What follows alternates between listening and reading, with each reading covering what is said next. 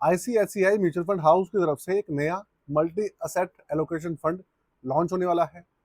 इसका नाम है ICICI prudential multi asset active FOF. Direct plan, regular plan दोनों इसके लॉन्च होंगे। तो आज इसका एक छोटा सा आपके सामने जो डिटेल्स हैं वो बताने वाले हैं। एनएफओ अपडेट देने वाला हूँ आपको इस वीडियो के अंदर। वीडियो बहुत छोटी है, इसलिए एंड तक बने रहिएगा, साथ में स्किप मत कीजिएगा, क्योंकि बहुत महत्वपूर्ण जानकारियां मैं आपको इसके अंदर दूंगा, जो कि आपको इसके अंदर ना कोई और वीडियो के अंदर बिल्कुल भी नहीं देने वाला। ये आप वीडियो देखेंगे तो आपको पता लग जाएगा। तो शुरू करते हैं। उससे पहले चैनल को सब्सक्राइब करके वीडियो को लाइक जरूर करके जाइएगा दोस्तों, जिससे कि भैया हमारे को थोड़ा सा मोटिवेशन मिले। कंप्यूटर स्क्रीन आपके सामने चालू हो चुकी है। फंड का नाम आपके सामने है ICICI prudential multi asset active FOF. ये एक नया एनएफओ है।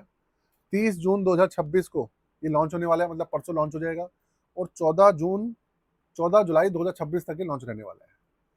इसके अलावा ओपन एंडेड स्कीम है ये। 1000 रुपये से minimum SIP, minimum lump sum, minimum application amount इसमें शुरू हो जाएगी।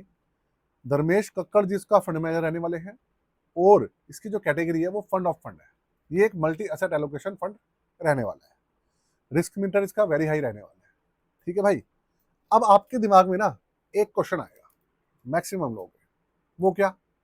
वो ये आएगा कि आईसीआईसीआई वालों का ऑलरेडी एक multi asset allocation fund market के अंदर चल रहा है, जो कि 5 स्टार रैंकिंग है, सबसे ज्यादा एयूएम वाला है, मल्टी एसेट कैटेगरी का सबसे बड़ा फंड है वो, और बेहतरीन फंड है वो।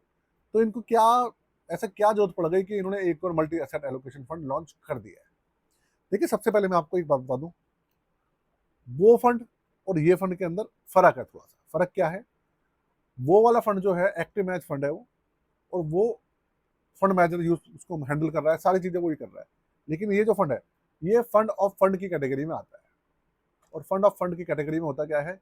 जो ऑलरेडी मार्केट के अंदर नॉर्मल फंड चल रहे हैं, ईटीएफ चल रहे हैं या दूसरे फंड चल रहे हैं, उनके यूनिट्स के अंदर ऐड करे जाते हैं, और तब इसका पोर्टफोलियो बनता है।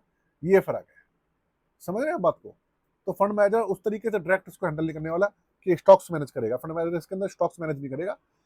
स्टॉक्स थर्ड पार्टी वाले जो जो उनकी स्कीम्स के ये यूनिट खरीदेंगे वो मैनेज करेंगे, ये उनके यूनिट्स के अंदर एक्वायर करेंगे। ये फर्क है दोनों के अंदर, जो मैं आपको समझाने वाला हूँ। ठीक है। रही बात भाई मल्टी एसेट कैटेगरी है, तो ऑब्वियस सी बात है कि इसके अंदर silver, gold, debt category, equity, real estate भी रहेगा, इंफ्रा प्रोजेक्ट भी हो सकते हैं, कैश और कैश इक्विवेलेंट भी रहेंगी। ये सब चीजें तो इसके अंदर रहेंगी।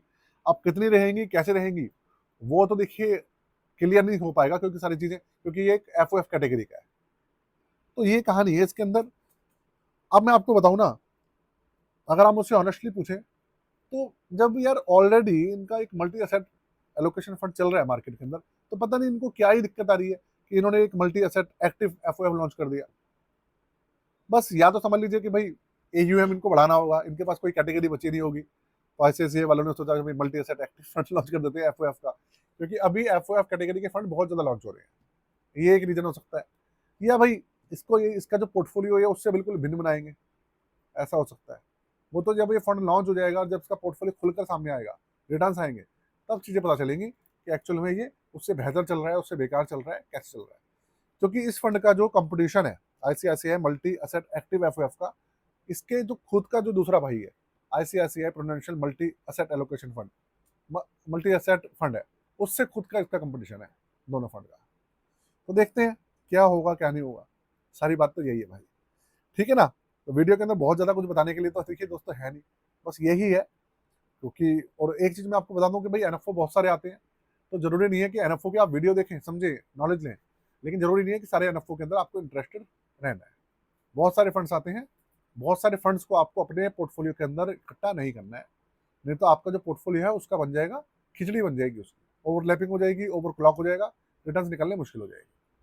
और रही बात हमारी पोर्टफोलियो सर्विसेज, आप जान लीजिए, अगर आप अपना पोर्टफोलियो हमसे बनवाना चाहें तो चार्जेस वगैरह 999 है।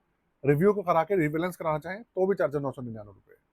व्हाट्सअप नंबर आपके सामने है, सारी चीजें मेंशन है, आप चेक कर लीजिएगा।